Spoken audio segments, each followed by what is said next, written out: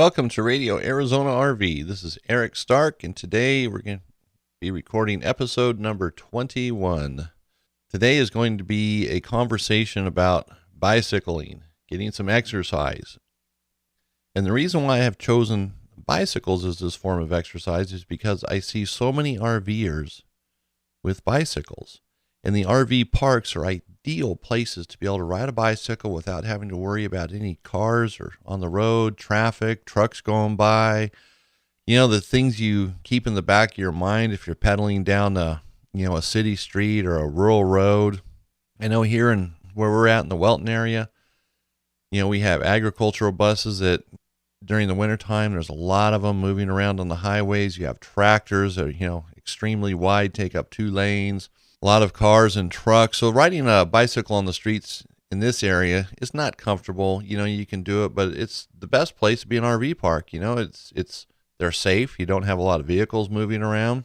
And the way they're designed, you can almost make a track of your own or your own course or whatever you want to call it for your bicycle ride. You can change it up, do it a little bit different every day.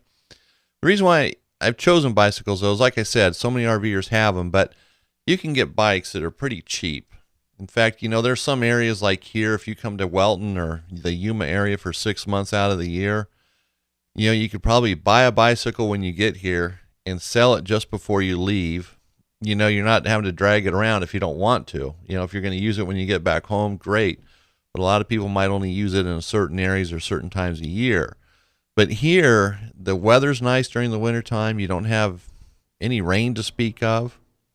It's, it's not very hot out. It's not cold though. You have the nice, perfect weather in the 70s during the wintertime. So here it's ideal. But the RV parks, if you go to RV parks, generally, they're the greatest place to ride a bicycle. You have a nice surface.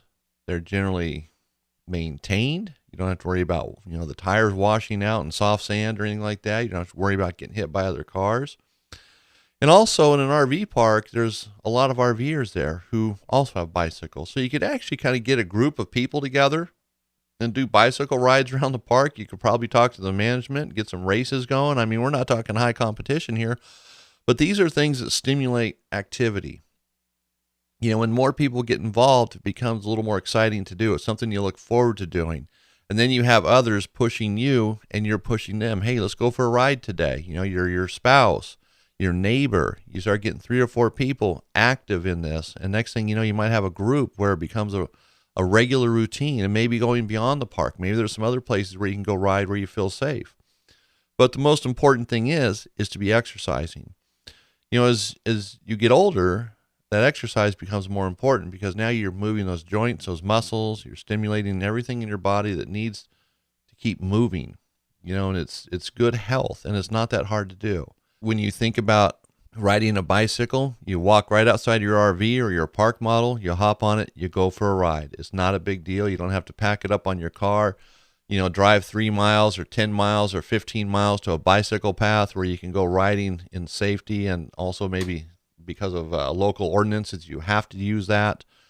It's an easy way to stay in shape. You're not going to, it's not like you're trying to become a bicycle enthusiast, but you're just trying to exercise. And bicycles are so cheap today. You can buy used ones just about anywhere. Thrift stores sell them. Bicycle shops have used ones.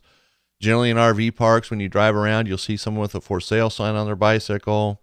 Maybe they can't ride it anymore. They want to get something a little better, something different. They bought one that just wasn't right for them. You can get new ones. You can get a bicycle for $100. You don't have to get something super high end. You don't want something that's total junk though, but you want something that's going to last where you don't have to have a lot of maintenance. And, keep in mind, if you're just going to be using it in an RV park, generally it's a flat surface, so you don't have to have a lot of gears. Sometimes just, no gears is fine, just a chain and 2 sprockets. Then you can push yourself if you want to work a little harder. And that's the key too, pushing yourself. Don't just, ride it to such a slow pace that you're not really doing anything. You want to keep those legs moving, where you have constant pressure or load on them. Because you do want to get some good or some benefit out of it. And the harder you ride, obviously, the better benefit you're going to get. It's going to get you in better shape. But it's not about becoming a pro bicycle rider. It's just about getting some exercise. So I just thought I wanted to share that with you. Sometimes what's in front of us isn't the obvious thing, and bicycling in an RV park, to me, looks like a pretty sweet deal. I know where I live in my neighborhood, the streets are pretty flat, and it's kind of laid out like an RV park where you just have, the streets are all vertical with one another, or parallel, I should say, parallel and perpendicular and so forth.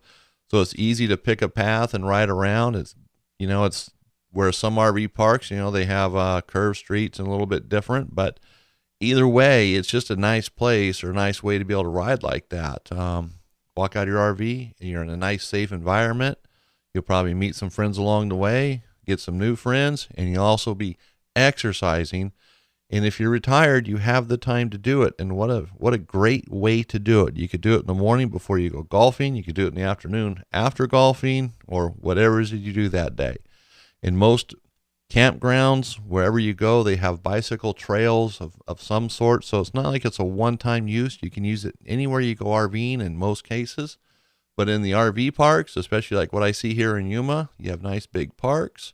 And these big parks are all over the country. It's not just here. So it makes a really easy, safe way to exercise and keep your body moving so you can live a little longer and stay a little healthier and have a better lifestyle. So I want to thank you for listening to this episode, number 21 at Radio Arizona RV. Check us out on the web at www.radioarizonarv.com. And the phone number to reach me, Eric Stark, is 800-789-5588. Thank you again for listening.